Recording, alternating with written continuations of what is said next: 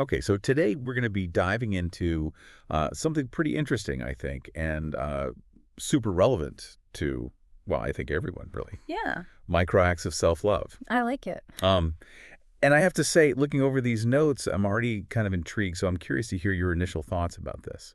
It's funny because we hear so much about self-care, right? And all of these grand routines that we should be doing for ourselves, but we rarely talk about those small little things that we can do each day. Right. And actually, it turns out that those tiny little actions can have a really big impact. Interesting. Okay, so let's unpack this a little bit more. Yeah. Uh, what exactly do we mean by micro acts of self-love?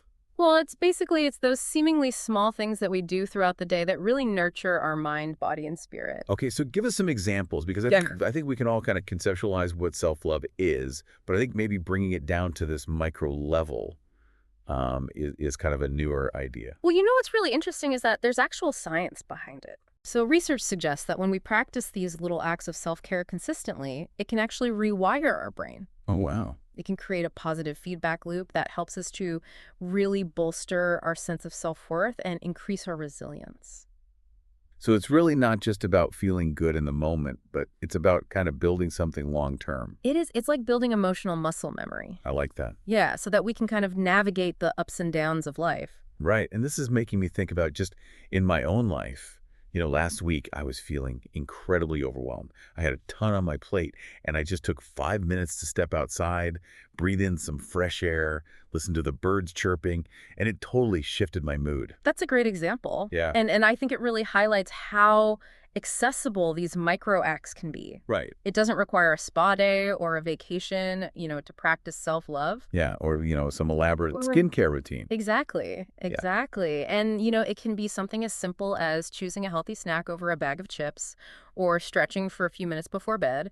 Yeah. And speaking of some of these examples, I know we could get some brainstorm here. So what else comes to mind when you think of these micro acts that people could easily incorporate into their days? One that's really been impactful for me is starting the day with a gratitude practice. Well, that's a good one. Yeah, even if it's just writing down three things that you're grateful for, Hmm. it just kind of sets the tone for the day.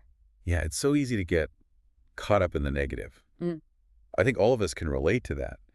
But to actively focus on the good, even if it's something small, can make a big difference. And and don't underestimate the power of saying no. Oh, yes. Setting boundaries That's a huge one. is an act of self-respect Sure. and self-preservation. Totally. Sometimes just saying no to that extra commitment or that social event that, is going to drain you can really be an act of self-love. Yeah, it's about knowing your limits and honoring your needs. Mhm. And it's not selfish. It's really about showing up as your best self, both for yourself and for the other people in your life.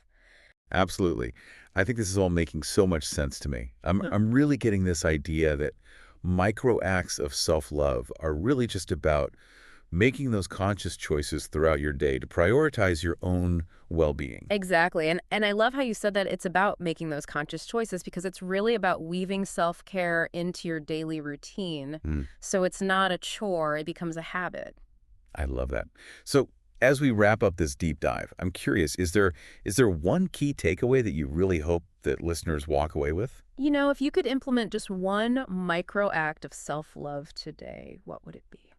What a great question to leave our listeners with. And you know what I want to add to that? I think sometimes we waste, we have, a large chunk of time or we feel like we're ready to make some big change, but it's these small things that can really start to shift our perspective and make a difference. And don't forget, you deserve to be treated with kindness, and that starts with you. Absolutely. Thanks for joining us on this deep dive. Until next time. See you next time. Bye. Bye.